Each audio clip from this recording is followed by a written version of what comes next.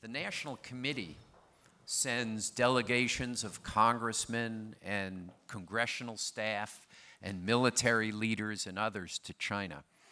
And I think it's always very important that they understand what's happening in the Chinese economy. And our friends from CCER give generously of their time to these briefings. And so I wanted to just thank all of you, and then especially Yiping, who briefs these delegations when they come, and Lu Feng and Yao Yang and others.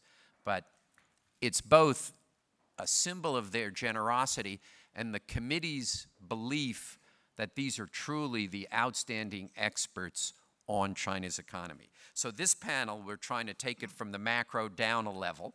So Yiping is going to address the interest rate liberalization that's going to occur. Since time, we should probably do 10, 12 minutes each. Is that all right? Yeah, yeah. Or certainly no more than 15, or we'll totally run out of time for discussion. You can stop us. Thank you very much, Stephen. It was actually a good, always a good discussion with your politicians. So please feel free to send more to China. And you actually do notice the politicians' perceptions about many of the issues in China change after they personally visited the country. So I think it's a worthwhile investment for us to make, obviously. But anyway, the issue, as Steve mentioned, I want to discuss with you is about the interest rate liberalization.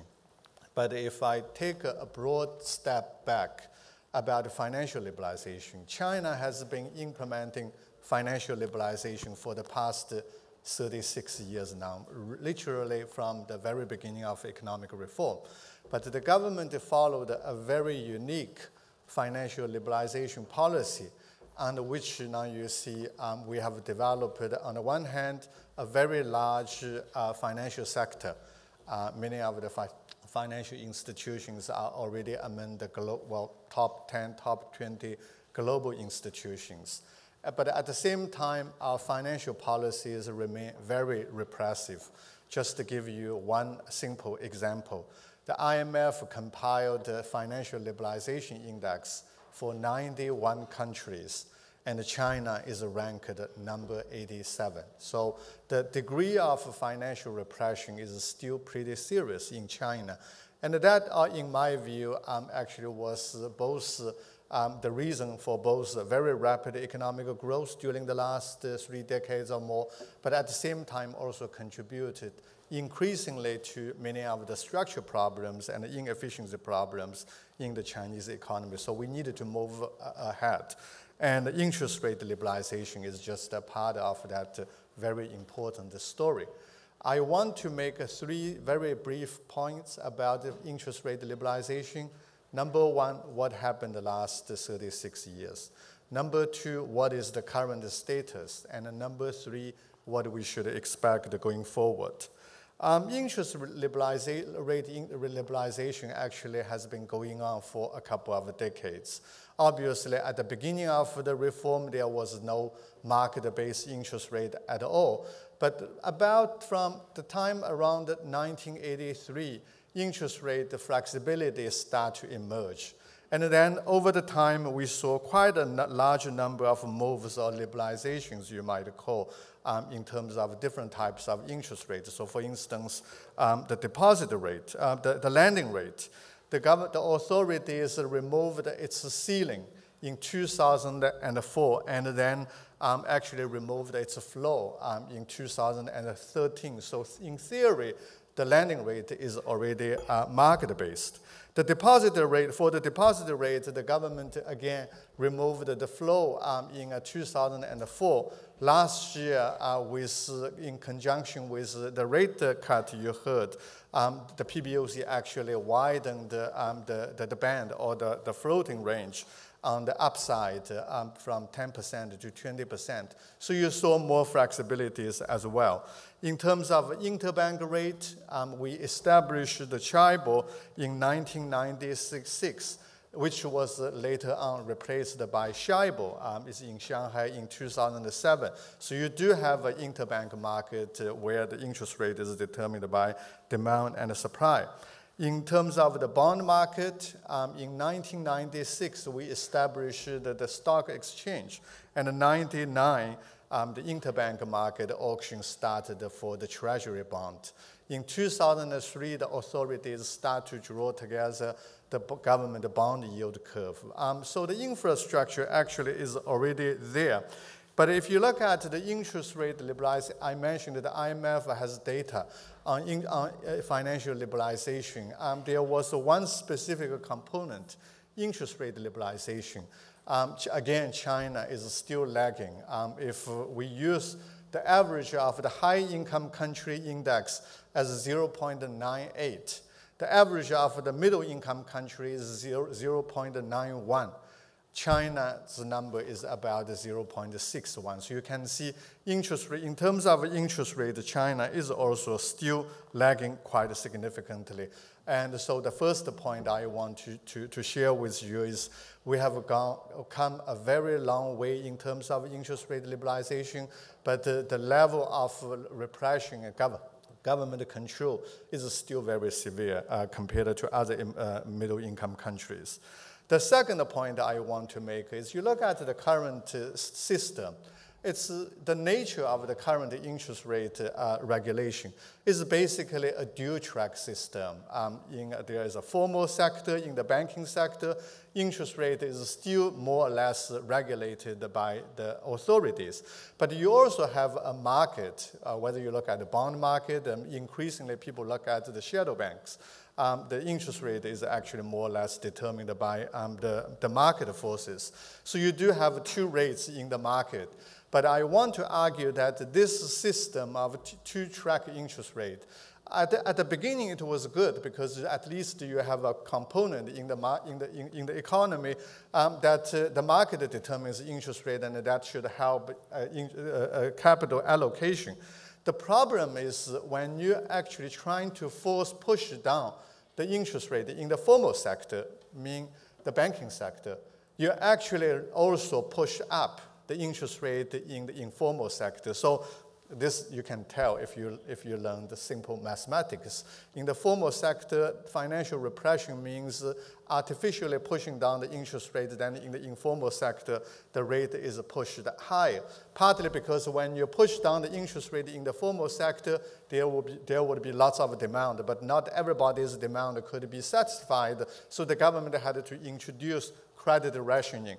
Only certain clients, like large SOEs and rich households, can borrow from the banks. The remaining of the clients were all pushed out. And if you want to borrow, you go to the informal market. And this is why you look at the interest rate. In the formal sector, the one-year base lending rate is slightly above 5%. You all know what is the market rate in the informal sector. The numbers range between 10% to 50%, but I probably would use a number 15%. That's the kind of difference we see.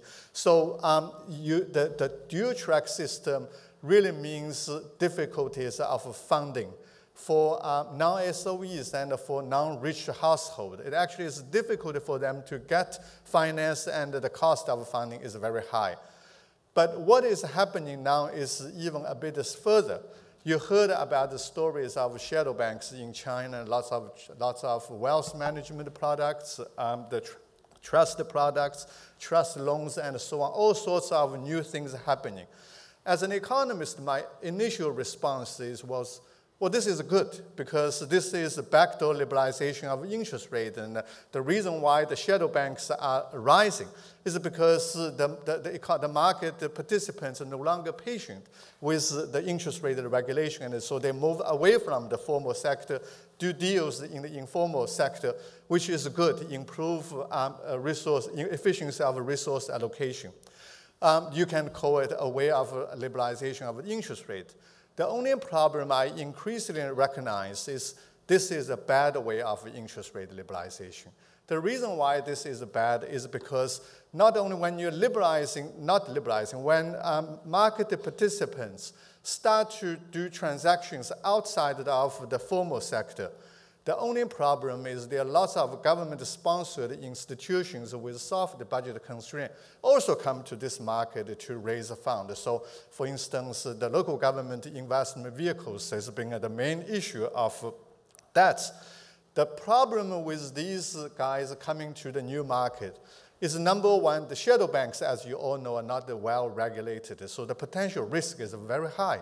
Many investors buying the products without knowing that there is a potential default risk.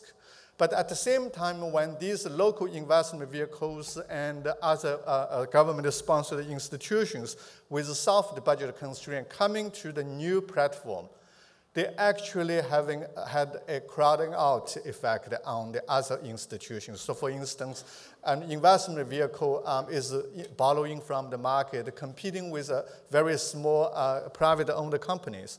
Which one you think will likely to get the fund? Obviously, the one with potential support from the government. So it actually further squeezes out the funding opportunity for the SMEs. The second problem, which is even more serious, is when these guys start to issue debt and issue products, they price it at 12 to 15%. But because most people think they know they're linked with the government, they're almost like a risk-free products.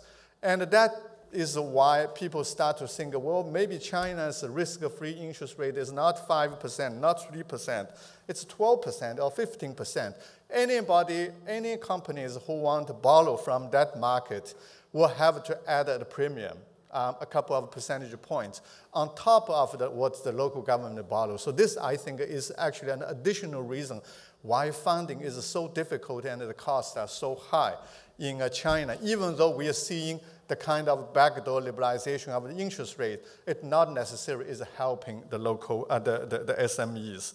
So this is the current situation we're facing. And the third point, obviously, so what is likely to happen? Well, the worry is if we don't change and if the current situation continues, then you should expect the kind of difficulties we're going to face. Financial difficulties, fiscal difficulties, because many of the borrowers are guaranteed one way or the other by the government, and maybe economic difficulties. This is not the right direction. Actually, I think we should encourage. And so perhaps the right way of doing it is the so-called good model of interest rate liberalization. I think the government already have announced a comprehensive package about how to liberalize the interest rate, but we need to see a number of things happen. And I think we probably will see some things happen this year.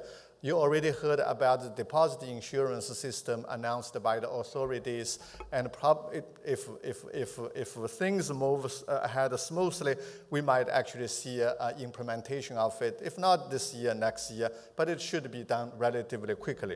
The second thing I think the government is also working on seriously is to impose or enforce hard budget constraint on the local borrowers, which probably means default will become necessary. But default could actually could both be a negative and a positive thing.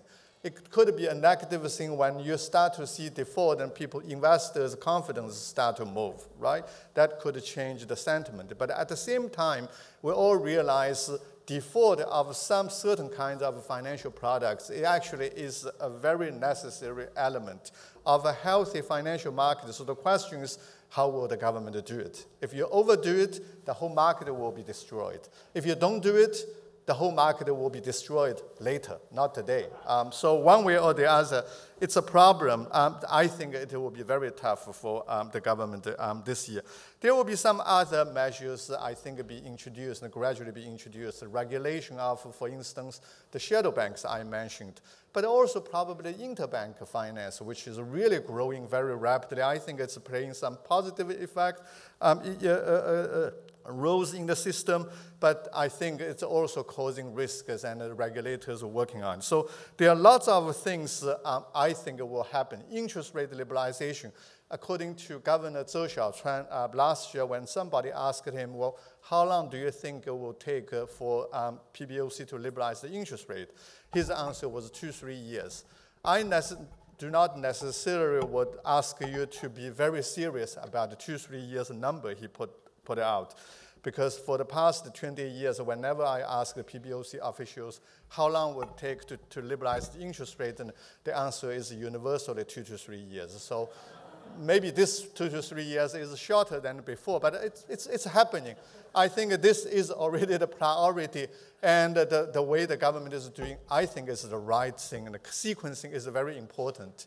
But I do want to finish, Stephen's already reminding me, to finish on the point that even if we follow the right sequencing, and interest rate, even if interest rate liberalization would be good for improving quality of the growth model and support sustainable growth, there could be pains on the way. So for instance, when you liberalize interest rate, it means when under the dual track system, I think we could expect the costs of funding rise in the formal sector and the cost of funding fall in the informal sector. And this is what we should expect, and we think it will be good. But imagine what would happen to these large SOEs already with massive overcapacity. How they're going to cope with it. And the second is, well, obviously, when these disciplines imposed, and to some extent, I think interest rate liberalization might also lead to narrowing of interest spread. It will be a huge challenge for our banking sector, which are making massive profits at the moment. Thank you very much.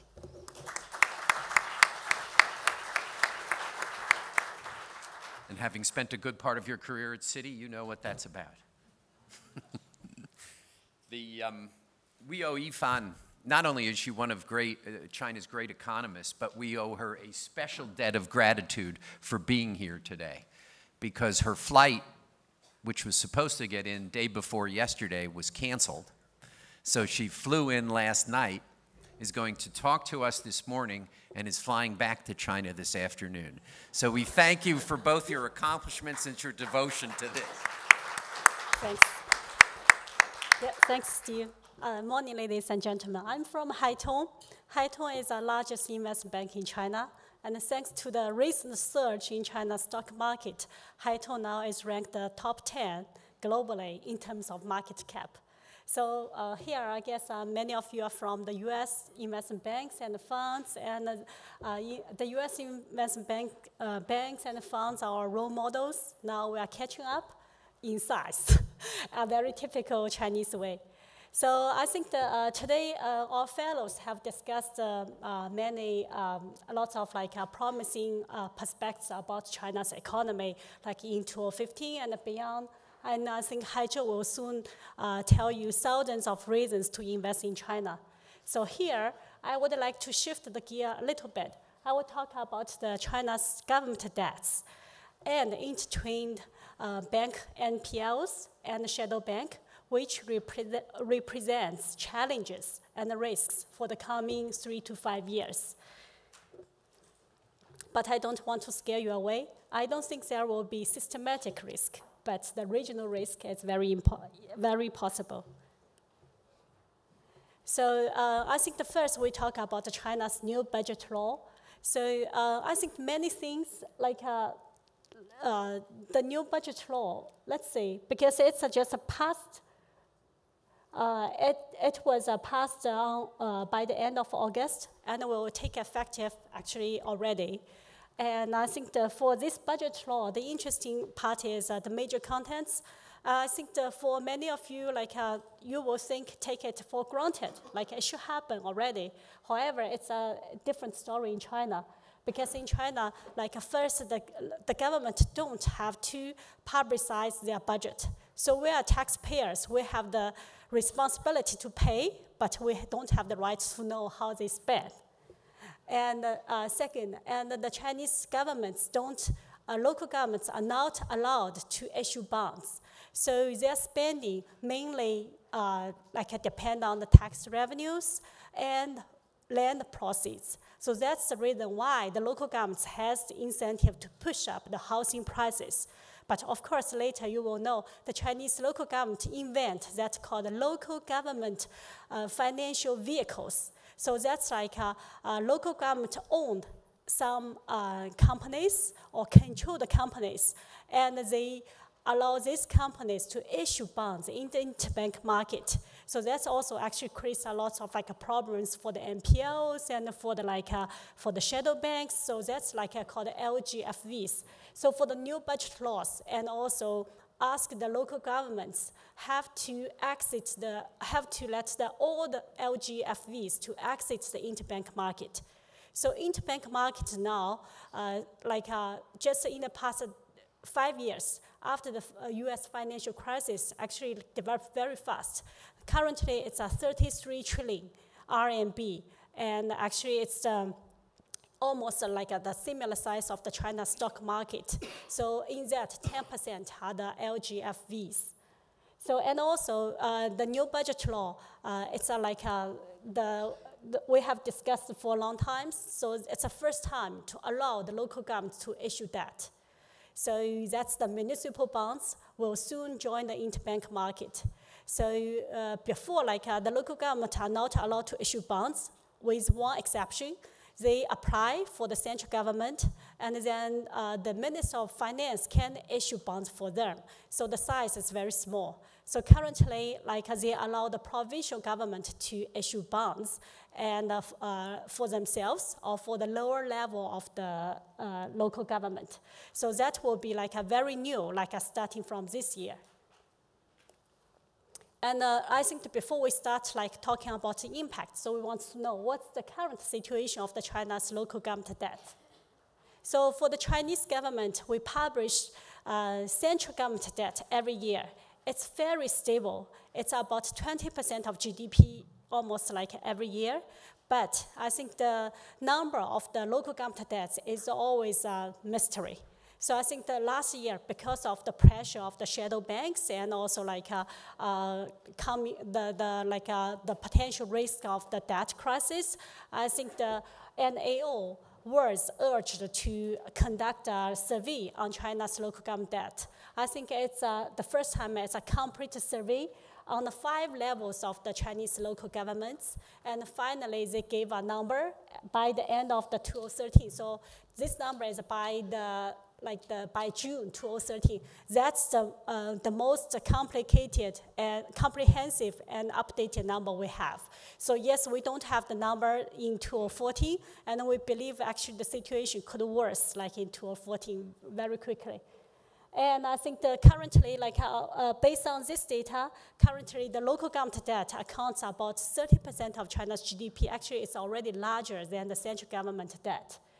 And also, they also have another survey said 36 provincial capital cities, actually their debt, some of them is already exceeds 100%. So that means, although we have the number of the 30% of the GDP, but the situation for the different provinces could be very different. And also. So overall speaking, comparing with the peer countries, I think the China overall, the government debt is not that dramatic, because 20% plus 30% is we have about 50%. However, the situation is because of the I think the problem is for China, for the local government debts actually accounts much bigger percentage of the total debt. And also because of the lack of supervision and lack of the management, I think that this one actually could become a very serious issue for the coming years. So, and also we have a more detailed data for some provinces. So here, you might notice, we only have currently only 28 provinces actually report their detailed data after the NAO survey. So there's about 8 provinces missing, and they are most of them are from the middle region. So we have to believe, we have the reason to believe their data could be worse than this 28. So from this one, you will say, actually Jiangsu's debt were the highest, but with a better affordability. So we also find for the Western region, normally their percentage of GDP, debt percentage of GDP is much high. actually, as I know, like for the capital city, normally has the highest, has a higher GDP, debt GDP ratio than the, like other cities because they have more resources for infrastructure. And also debt fiscal revenues ratio also reveals more, and we will say actually for the situation for most provinces, they are like the debt fiscal revenues is already like over like 70 to like 90, even 100%. So that means like they have a very tough time and to repay. Especially given like a fiscal revenue could drop like because of the deceleration of the China's economy. And also we find it's very interesting, the funding source of the local government, bank loans, was still the major source of the local government debts. That's actually coming from the problems because like the local government debts, they borrow it. Later we will say they most spend on the infrastructure, and that's long-term returns and low return. So that's also caused the NPLs of the bank.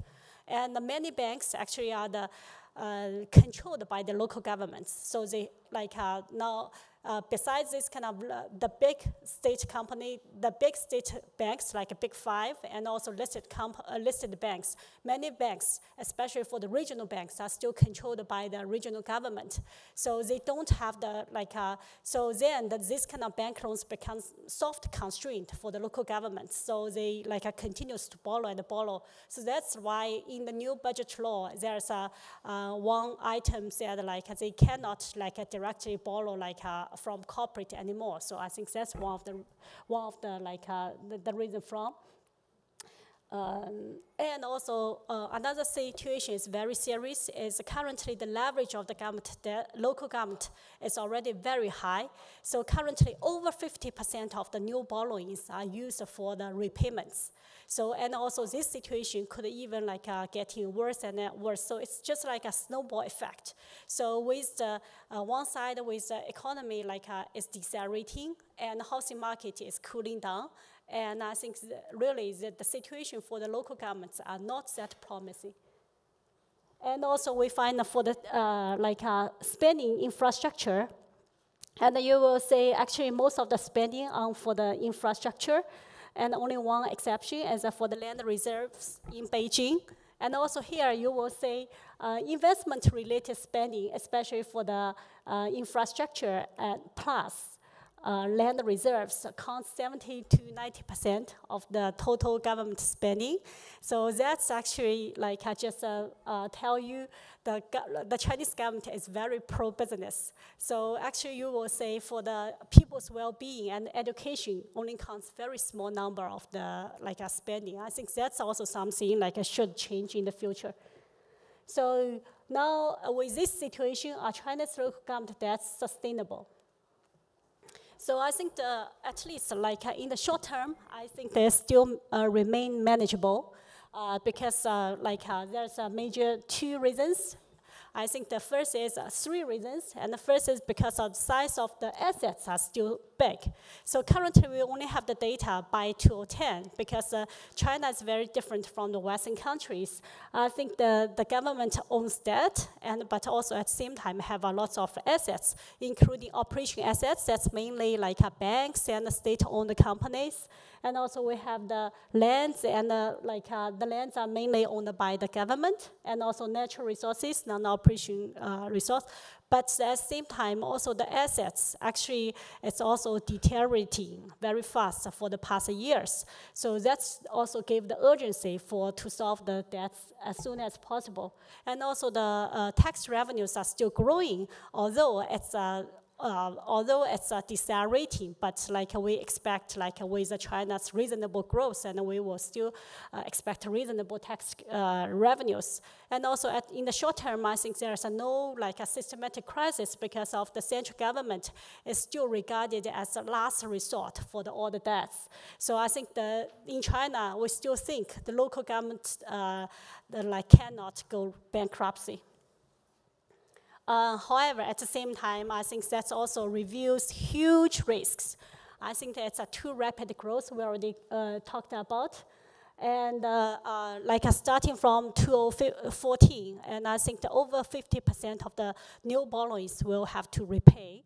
and also have the high moral risk because everyone thinks the central government will be the last resort. So they just like borrowing and then they move on and not responsible for the debts. And also have the high liquidity issue because there's a big mismatching between the debt and also like for the spending. The debt normally is a short term, 1 to 3 years, but the spending in the infrastructure normally is over 10 years. So there's a big mismatching. And also lack of transparency because they don't have to claim how they spend. So that's like required in the new budget law. And also we have another like a very big issue is we have a multi-regulatory bodies in China. So the China's bond market is very different from the stock market. It's regulated by the PBOC, the one you can issue bonds in the interbank market, and also CBRC, and also CSRC, the bonds you can issue in the stock market. And the NDRC can allow the CDB to issue bonds, and also Minister of Finance can issue the bonds for some governments. So I heard the China is discussing for the securities law, and it's possible to be submitted to discuss this much. However, I heard that now it's largely postponed because for the securities, also including bond side, the bond side, even the regulatory bodies now cannot be clearly specified. So I think that will delay the securities law. And also, even with the measurement, because we have a lot of data, they have the different measurement and the management on the local government debts. And also, if we say when we talk about risk, we see the maturity of the local government debts. So many of them actually over 50% will due after 2014, and also over 50% new borrowing is used for repayments. And this year, the due will be 15 to 20%. So there's indeed an urgency to curb government debts, I think especially for 3 reasons. And the first, because the government debt actually created during the period with high growth, but they have to repay amid the slowdown in growth and the housing market. And also infrastructure investment needed to continue because once we started, we cannot stop. Otherwise, all this road, subways, and ports, airports, and we cannot stop in the middle. So the investment have to continue, but the revenues are decreasing. And also additional pressure will come from the rise of the interest rates. I think that currently, maybe because of the large liquidity injection by PBOC in the market, so we didn't see a serious rise in the interest rates. But I think that with the U.S. QE exit and also with the shrinking housing market and the rising default risk, okay, it's yeah. Okay, so I just jump in this very fast. Because Steve already reminded me. So we want to say, is the new budget law panacea or poison? Whether it will work, or it's just the reforms just a discussion. So I think first, once it's announced, there's an immediate shock on the LGFVs because we discussed LGFVs because they are actually before it's guaranteed by the local governments. Now the local governments, because they have to let the LGFV to exit and they have to put their debts in the budget. So now they announced they are not responsible. They don't categorize them as the local government debts. So I think that's already bring some small earthquakes in the interbank market. I think that this situation will become even worse in the 2015 and will cause more problem. And I think for the budget law, of course, overall it's positive in the long run, but there's a lot of challenges in the short term. So especially, I think that for the challenges coming from the for the 4 parts, we have the great efforts have to be made for the central government, for the local governments, for the rating agencies, for the investors, and also further question is yeah, for the rating agencies, I want to say here very quickly because currently China, all the even in the pilot programs, they just give the AAAs to all the local government debts because no one believes the government will fail. So I think the that's the pilot program in 2014. 10 provinces are entitled to issue bonds. And I think the further question will check, okay, in the new budget law, you allow the local governments to issue bonds, and you ask them to publicize their budget. So at the same time, we want to ask, do you allow them to go bankruptcy? And who will bail out ultimately? And how to redefine spending responsibility between the central and the local governments? And can local government decide taxes independently? So I think okay, very quick here I would say urgently, because we discussed because of the new budget law could make some hidden risks to appear sooner than expected. Because you have to combine, you have to publicize your budget, you have to let the LGFV exit. You cannot continue to use banks as your soft constraints, so many problems will emerge quicker than expected. So I think it's immediately there's urgent need to set up a bailout fund. So of course, I think we better prepared in advance. So I already said I don't think there's a systematic risk. If there's any but the regional risk is very possible. The regional default could break out in 2015. The unconditional payment rules could break out in 2015. However, I think that there's urgent need to set up. And also, you allow the local governments to issue bonds, you have to set up the debt cap. Otherwise, how they can further constrain their behaviors. So for the policy implications, I think I don't have time, so I just very quickly the local government spending. So because that's also related to topic about the central and the local government. Because here you might be shocked by the number. In China, the central and the local government 50% of tax revenues, but the local government have to pay 70%. So there's a gap. Naturally. So that's the reason they have to think about a lot of ways to make up the gap. And also it's always a case is the central government, okay, order, and then the local government have to pay the bill. So I think the situation also have to change if there's a need. Yeah, encourage the PPP model and allow government to decide the local tax. So here I would say in China. Wrap it up. Huh? Got to wrap it up. Okay. We're out of time. Yeah, the property tax is very important, and regulatory establish an effective system and force independent credit agencies. That's what I already said. Currently, we only have all the AAA rating agencies, so we don't need this kind of agencies. Yes, thank you.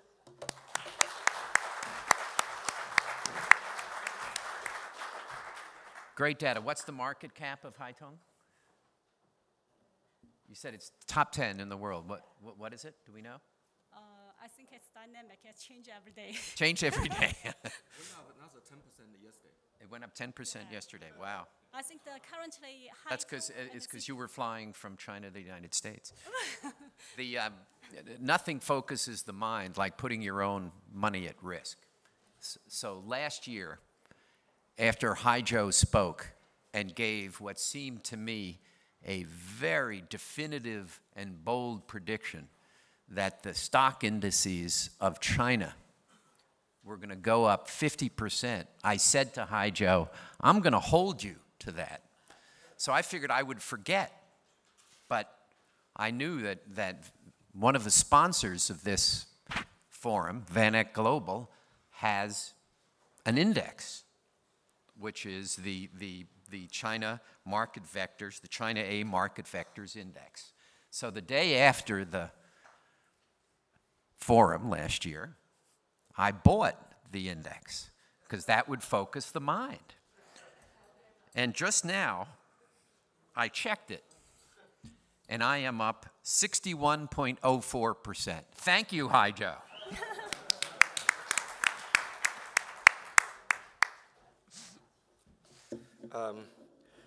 Steve, thank you so much for that kind introduction, and also it's a great pleasure to be here.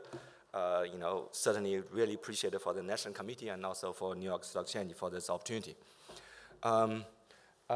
This is, again, I think that the topic is more or less the same, when I did my presentation last year, at which I predict that the China's Asia market, China's probably will go up 20 to 30%. I was wrong by a margin of 20%, but the reason was that the index actually went up 50% for the year, okay?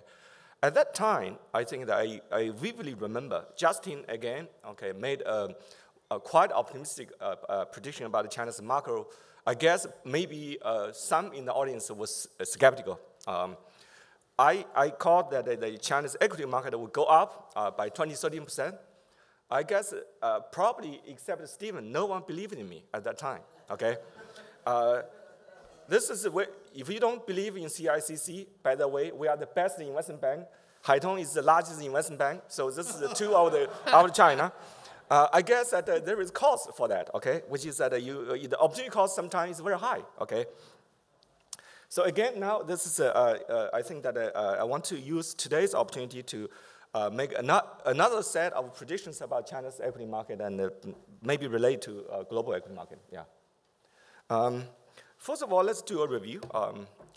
At the time of last year, early January, I guess that if I recall correctly, the general belief in the market was that the best market for 2014 would be the European market.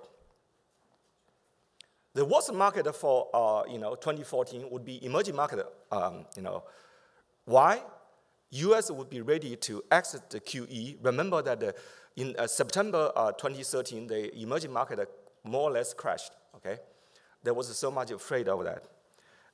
For the U.S. market, I think that a lot of people outside the United States saw the U.S. market could not outperform anymore. It's too expensive. Meanwhile, the Fed would change policy. What happened last year was totally opposite to that kind of market common belief, which was the European market was the best. That was the belief. Turned out to be the worst. Emerging market, China, India included, certainly are the best. U.S. market continued to outperform, despite all the worries and about the market. So I think that sometimes it takes a lot of guts to make a contrarian call. Well, this was my contrarian call, but last year, certainly 2014 was a good year for me. Okay. What about our call about the economy? I was with Justin. We believe that the China GDP growth rate would be stabilized at around 7.5%. We believe that the 2014's GDP probably would be, we don't know the number yet, maybe 7.6, 7.5%. Okay, that's our call.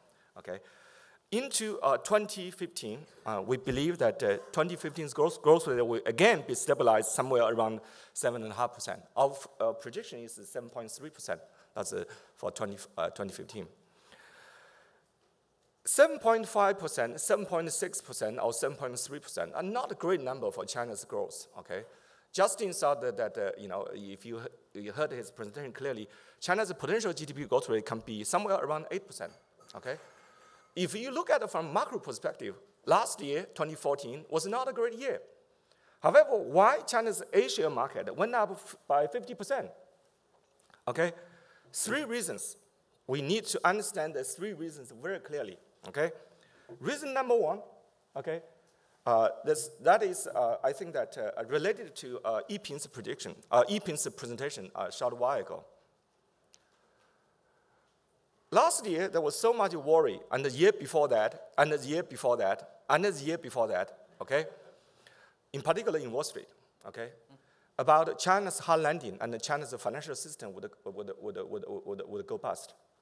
Okay, so the first reason for China's market to outperform other markets in last year was actually systemic risk in China is coming down. Financial systemic risk is coming down. If for an economy that grows at 7.5%, with the CPI inflation at 2%, what kind of risk-free rate China should have? If you heard Yiping's presentation, the market gave it 10 or 12%. That's a wrong rate. That's terribly wrong.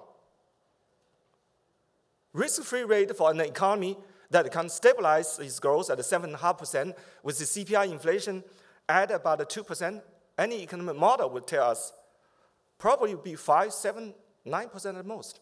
Risk-free rate probably even lower than 7%.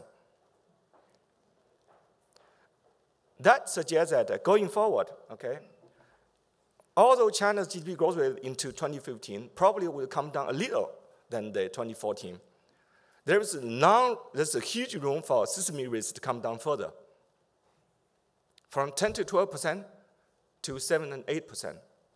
If that were to happen, that alone would boost China's equity market by 30% or more. Very simple. The valuation was too depressed because everyone thought that the Chinese banking system would go bust. Not everyone, a lot of people. Second reason, okay, related to the systemic risk is the financing cost, okay? You probably remember that I said that the year before last year, the year before that, and the year before that, there was so much worry about systemic risk, and related to that, financing costs in China was rising. In June 2013, more precisely, June 19th and 20th, SHIBOR rate, actually shoot up very, very significantly. For the U.S. market, when U.S. was hit by the Lehman moment, LIBOR rate was somewhere around 8%. For peculiar reason that I think a lot of people were, so much shocked, China was not hit by the Lehman moment. However, on the 19th and 20th of June 2013, SHIBOR rate, which is the interbank market rate, reached 15%. If you believe in that rate, China's financial system would have collapsed already. Maybe twice.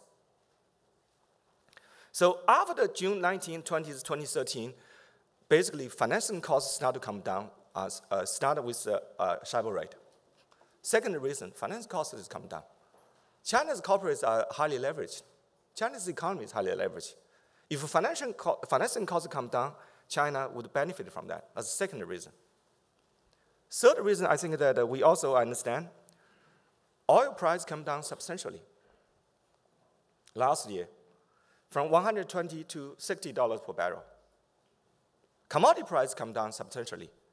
China is still in an industrialization process, relies so much on heavy industry and China's per dollar GDP energy intensity is high.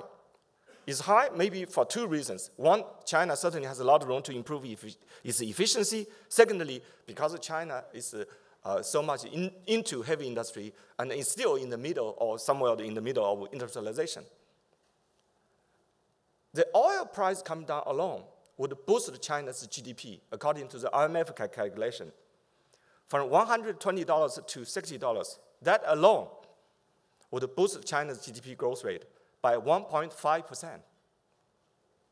Every $20 reduction per barrel from $120 benchmark would help boost China's GDP growth rate by 0.5 percentage point, if the full passing through effect would be materialized.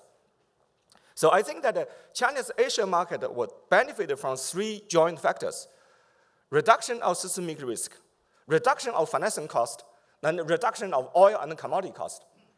And those effects have not been fully priced in by the current market, i.e., it's still time to buy the index, or you buy ideally through Haitong or CICC to Chinese market.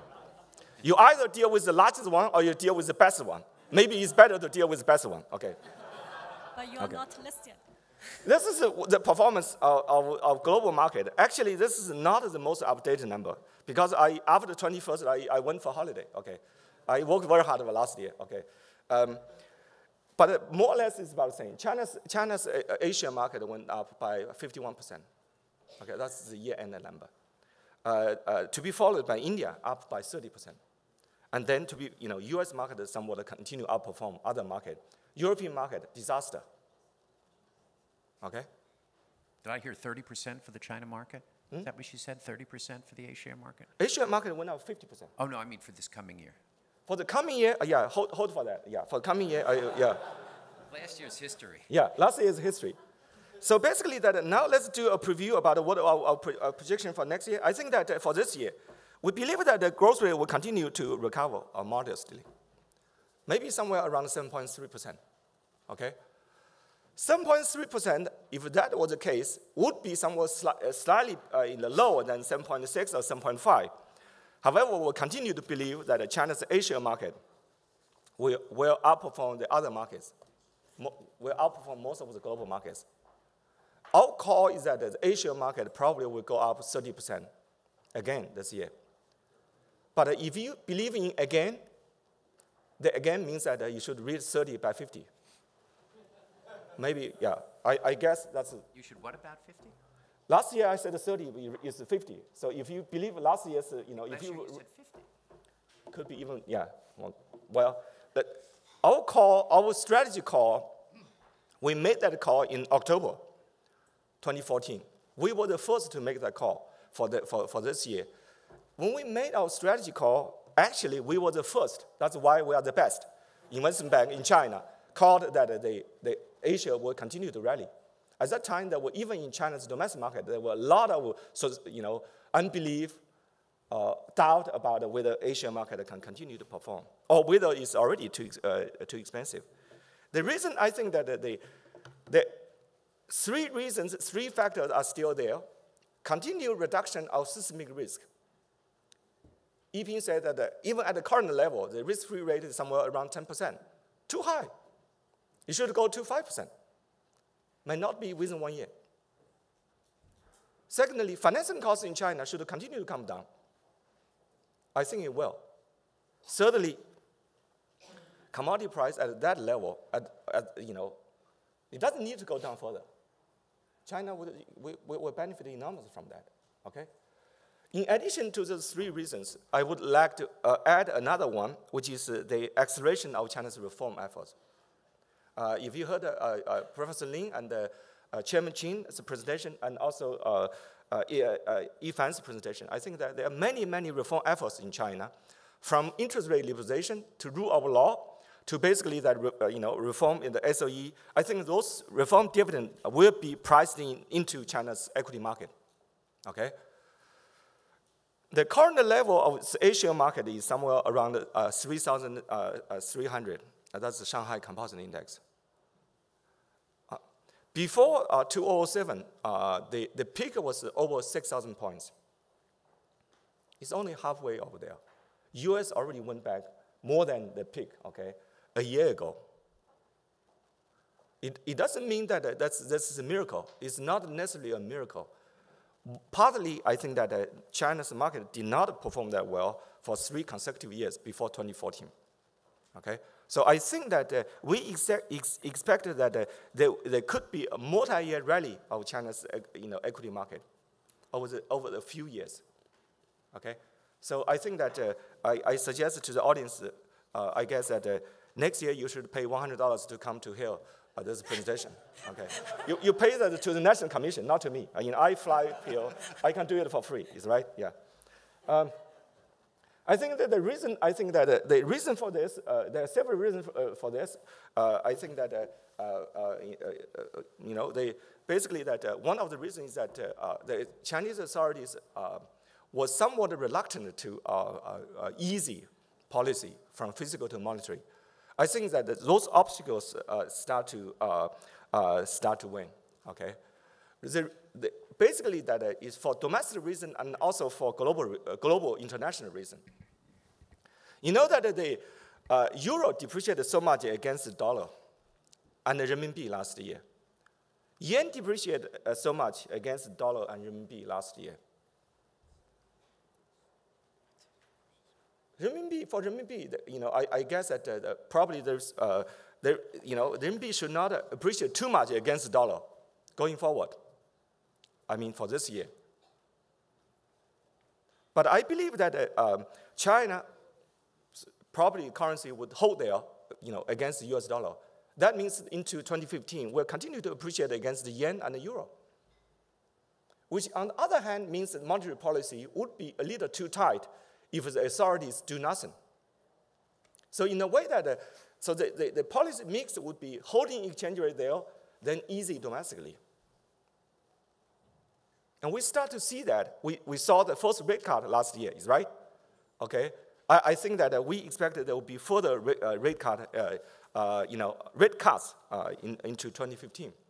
And that indeed will continue to help easing the financing cost and reducing the systemic risk, and meanwhile help to deliver the reform dividends. I think that those are really the key. Okay. So we hold. Yeah, I think that policy easing will reduce market interest rate and improve liquidity. We continue to believe that's the case. And the structural reform should continue to improve China's growth, quality, and sustainability. And that's the reform dividend, okay? And meanwhile, that even at the current levels, I think the valuation of current AH market are very low. So it's still time to go. We constructed a portfolio model, but I guess that you can easily call us, okay, the best investment out of China. You figure out what to invest, but I guess, yeah. So I wouldn't go to the detail about the valuation, expansion, and so on and so forth, yeah. So, forward looking, again, I believe that, 2015 would have, see China's market continue to outperform other markets. I want to take 1 minute to provide somewhat a longer term perspective. Largely echo what Professor Lin has said in his keynote speech today. This is IMF, calculation, or IMF's forecast about global economic growth from 2013 to 2023. That is that out of the whole world, where growth will be coming from, region by region, country by country.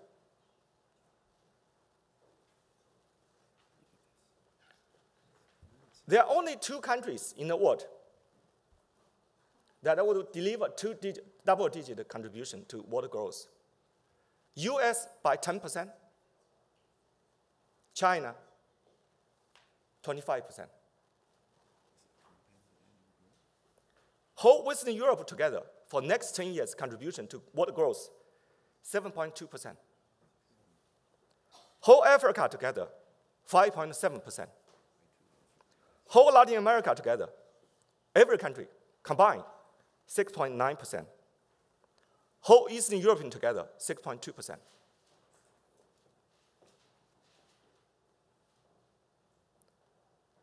None of the investors can afford to not invest in one country that would deliver 25% contribution to global GDP in the next 10 years. This would be my advice to you. Thank you so much.